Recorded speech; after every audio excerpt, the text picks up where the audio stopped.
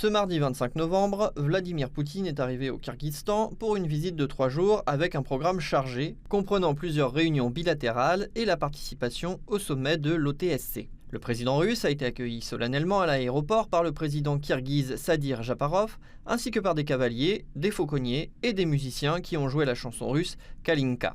Le soir même, les deux dirigeants ont également participé à une cérémonie commune de dépôt de gerbes devant la flamme éternelle, donnant le ton du respect pour la suite de leur rencontre. Le lendemain, des négociations russo-kirghizes ont eu lieu.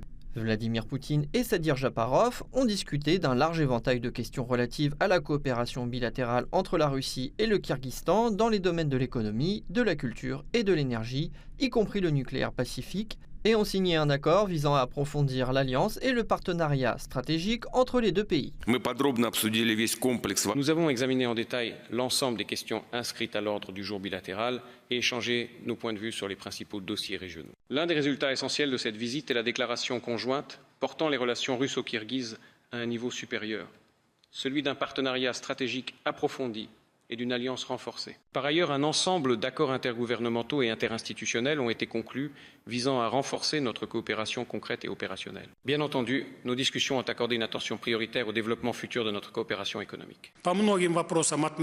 Sur de nombreux dossiers, nous avons constaté des progrès réguliers et sur certains volets, nous avons donné les instructions nécessaires. Je tiens à souligner que nous avons porté une appréciation élevée, positive, sur l'ensemble de notre coopération bilatérale à pratiquement tous les niveaux. Nos autorités publiques sont reçues pour instruction d'accélérer leurs efforts conjoints afin d'enrichir notre agenda bilatéral de nouveaux axes prometteurs et d'identifier de nouveaux domaines d'intérêt mutuel. Outre le président kirghize, Vladimir Poutine a rencontré à Bichkek son homologue biélorusse Alexandre Loukachenko.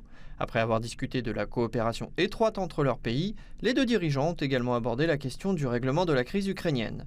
Le président biélorusse a fait part à Vladimir Poutine de sa disposition à accueillir les négociations à Minsk si nécessaire. Je vais aujourd'hui vous informer de ce qui se passe dans le but d'obtenir des résultats acceptables pour nous, les résultats que nous recherchons en Ukraine, par des moyens pacifiques. Je sais que vous suivez toujours la situation de près, que cela vous préoccupe également et que vous faites partie de ceux qui souhaitent voir ce conflit prendre fin. Nous nous souvenons de votre contribution au règlement de ce conflit.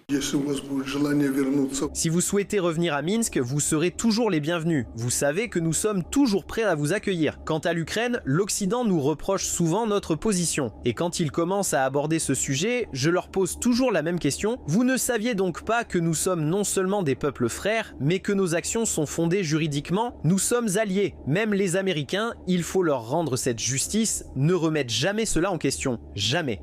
La visite de Vladimir Poutine au Kyrgyzstan se poursuit. Ce jeudi 27 novembre, le président russe participera au sommet de l'OTSC. Les dirigeants des pays membres devraient tenir des réunions en format restreint et élargi, à l'issue desquelles aura lieu la cérémonie de signature des documents.